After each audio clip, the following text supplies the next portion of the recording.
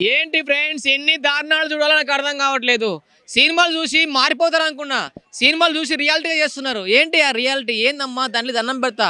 ఏంటి HIV injection ఒక అమ్మాయికి ఇయ్యడిందమ్మా నువ్వు?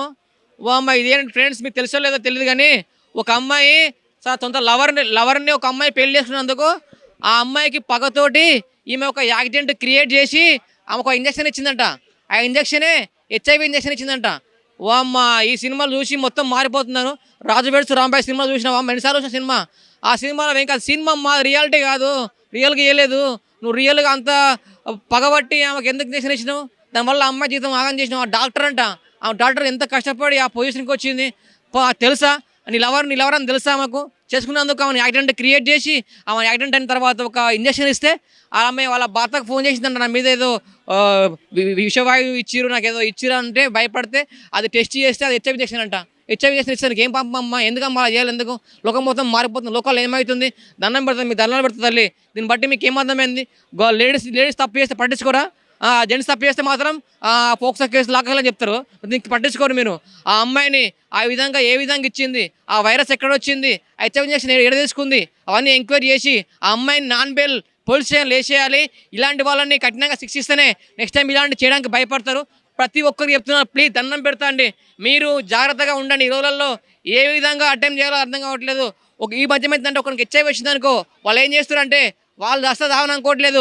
వాళ్ళు ఏం చేస్తారంటే ఆ హెచ్ఐవిని వాళ్ళ తరపు నుంచి 100 మందికి అంటించాలి, 10 వరకు అంటించాలని చూస్తున్నారు. ప్లీజ్ హెచ్ఐవి వచ్చిన వాళ్ళందరికీ చెప్పాలి, ఆమెకు హెచ్ఐవి ఉందని చెప్పేసి అందరికి చెప్పాలి. చెప్తే వేరే భయపడతారు, జాగ్రత్త తీసుకుంటారు. అంతేగాని ఈ విధంగా మొత్తం సైకో గుణం అయిపోయింది. నేను బాగుపడకపోయినా పర్లేదు, పక్కడు బాగుపడదు అన్న ఫీలింగ్ ఉంది. ప్లీజ్ మీ లవర్ని లవ్ చేసినప్పుడు, మరి ఇంజక్షన్ ఇచ్చినప్పుడు, మరి నువ్వు ఆమెకెందుకు హెచ్ఐవి ఇంజక్షన్ ఇచ్చినావమ్మా? మీ లవర్కి చెప్పినావు ఎందుకు?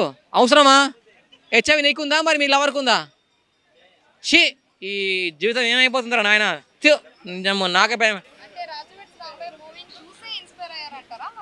రాజు వెడ్స్ రాంబాయ్ సినిమాలో వెంకన్న వాళ్ళ బిడ్డకి ఎట్లా ఇంజక్షన్ ఇచ్చిండో, ఆమె నా లవర్ని ఆ వసుంధర అనే అమ్మాయి పెళ్లి చేసుకున్నందుకు పగబట్టి ఇది ఎట్లా పెళ్లి చేసుకుంటుందిరా బాబు అని చెప్పేసి యాక్సిడెంట్ నువ్వు క్రియేట్ చేసి యాక్సిడెంట్ అయినాక ఇంజక్షన్ కూర్చి అందులో హెచ్ఐవి వైరస్ని పెట్టి ఆగిచ్చింది.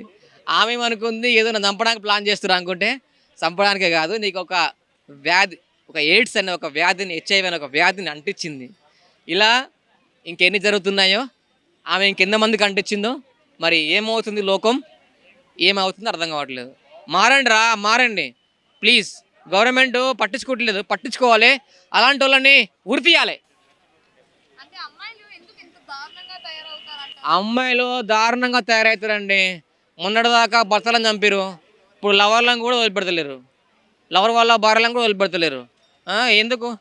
మాలాంటి వాళ్ళని ఎందుకండి? మాకు పెళ్లి కాకుండా చేస్తారా? పెళ్లి చేసుకోవాలంటే భయం అయితే ఉత్సపడుతుంది పెళ్లి చేసుకోవాలంటే.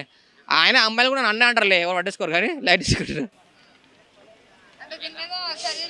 దీని మీద చర్య తీసుకోవాలి. మాకు నవ్వాలో అర్థం కావట్లేదు, ఏడవాలో అర్థం కావట్లేదు. దీన్ని బట్టి మీరు అర్థం చేసుకోండి, లోకం ఏమైపోతుంది, అయిపోతుంది.